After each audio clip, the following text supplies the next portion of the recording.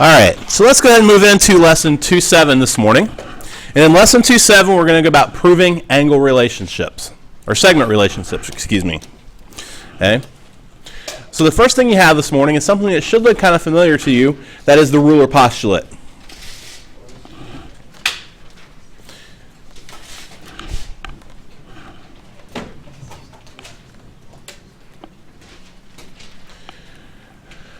Two points on any line or line segment can be put into one-to-one correspondence with real numbers. Remember, we did something with the ruler postulate earlier this year.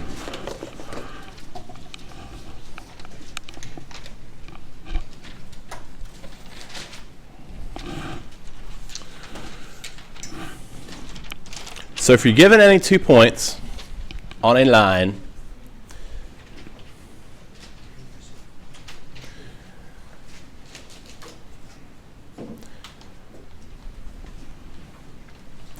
A corresponds to 0, then B corresponds to a positive real number.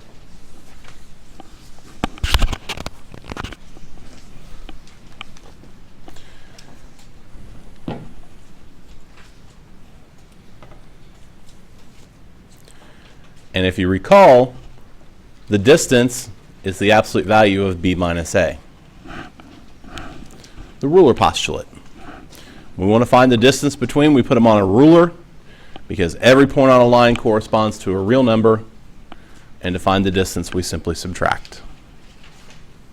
Okay. Again, postulate, so it's a theorem that's accepted, it's a statement that's accepted as true without proof. Okay.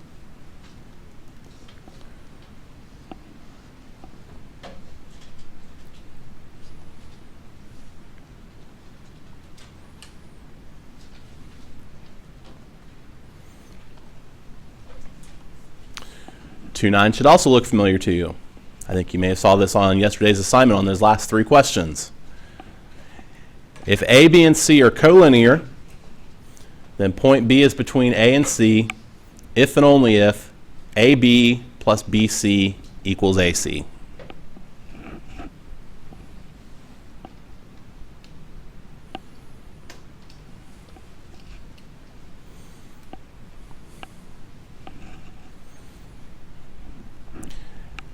And we use the segment addition postulate quite often in a lot of our geometric proofs.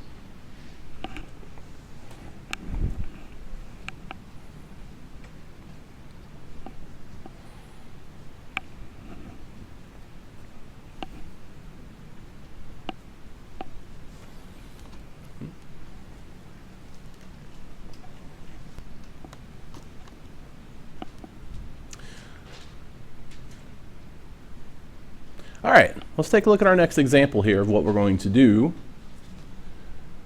I'm just going to get this out of the way.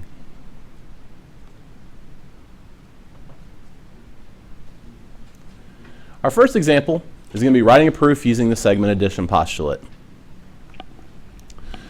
Prove that if segment AB is congruent to segment CD, then segment AC is congruent to segment BD. Okay. And again, notice that our hypothesis is what we have to prove, and our conclusion is what our hypothesis is what we're given, and the conclusion is what we're trying to prove in the conditional statement.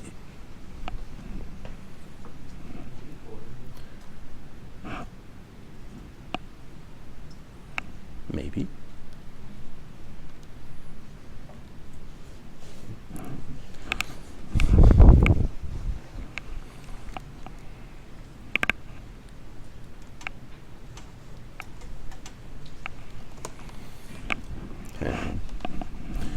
Guys, what's the first thing we always want to put down in the proof?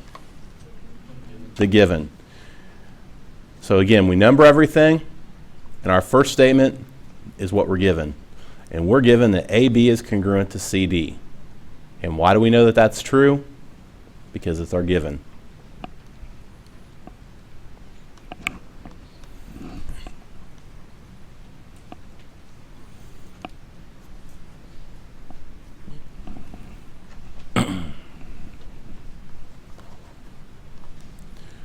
Anybody have a thought as to what we're going to do next?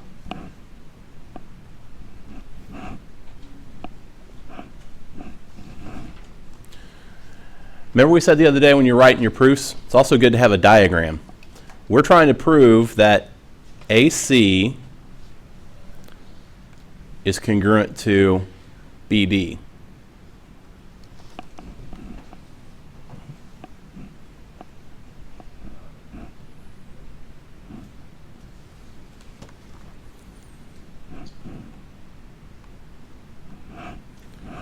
Well, let's do this.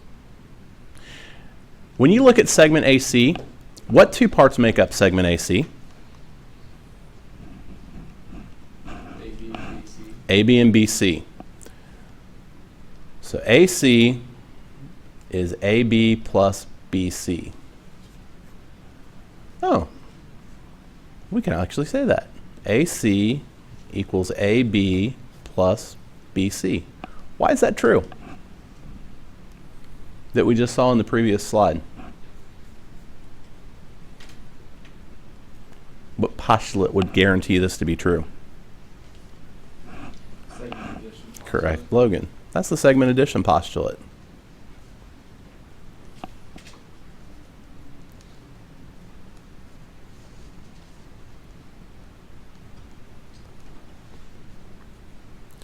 See, because since we're going to have to prove that AC is congruent to something, we need to get AC involved somewhere. What else do we need to get involved? Thinking about what we're trying to prove, what's the other segment we need to get in there somewhere? Emily. BD. Can you tell me something about BD?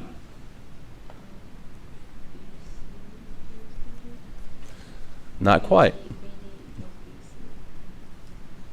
More? Good. What's the reason for that? Segment addition postulate.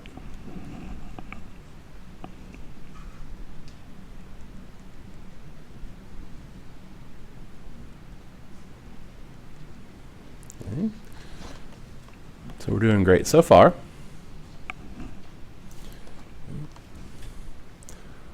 Well, let's throw this in. Guys, when you look at what Logan and Emily just gave us, what's the same in both statements?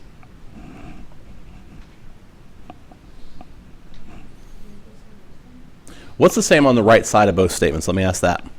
They both have what involved? BC. Let me ask you this. Is BC equal to BC? Why? Why is something equal to itself? When you look in the mirror, you see your...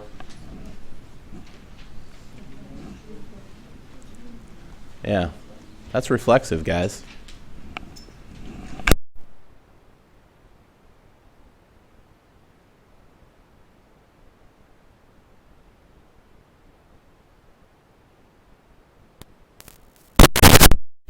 There we go.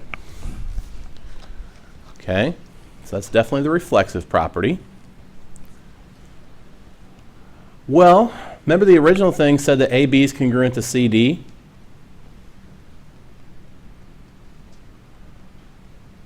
What's it mean for two things to be congruent? If two segments are congruent, what's true about them? They're the same, yeah. So if they're congruent, then we can say that AB equals CD, because that's the definition of congruent segments.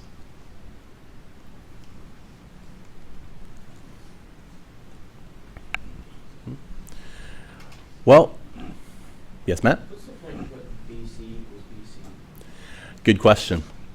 You're about to find out. Because in the addition property, you have to add the same thing to both sides. So we have to show that BC is equal to itself, so that way when we add it to both sides, we can use the addition property. Okay, great question. All right. Guys, we need to get this part in. What Logan told us up here in number 2. AB plus BC. Well, since we know that AB is AB equals CD, we can do AB plus BC equals CD plus BC.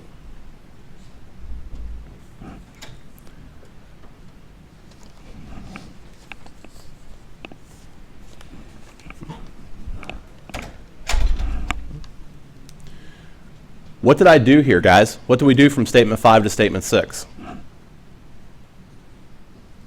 Substitution Nope. How is statement 6 different from statement 5? Matt? You got a BC here. Yeah, we added BC to both sides. So that's the addition property. But wait a minute. What does AB plus BC equal?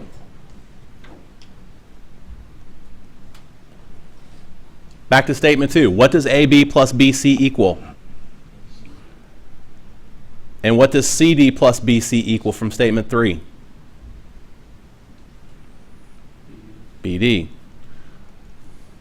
So what did I do to go from statement 6 to statement 7? Substitution. I replaced it by what it equals, so that's the substitution property.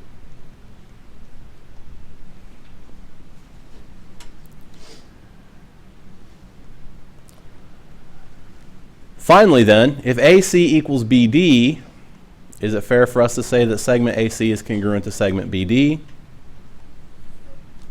And that's going to go back to the same reason as statement 5. That's the definition of congruent segments. Is that what we were supposed to prove? Yeah. We just wrote our first proof.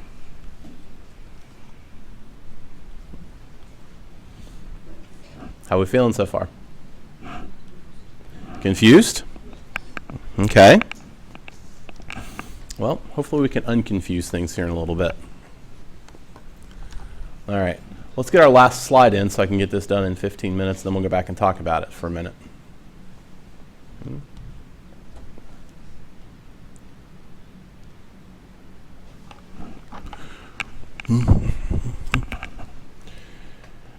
Remember yesterday we also had those other three things? We saw that segment measures were reflexive, symmetric, and transitive. They were all equalities yesterday. The transitive property of equality, the symmetric property of equality, the reflexive property of equality.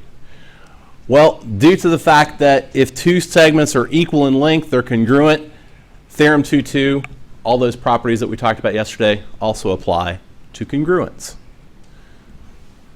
AB is congruent to AB. If AB is congruent to CD, then CD is congruent to AB. You can flip the order. And finally, our transitive. If AB is congruent to CD and CD is congruent to EF, then AB is congruent to EF. When two segments are congruent to the same thing, then they're congruent to each other.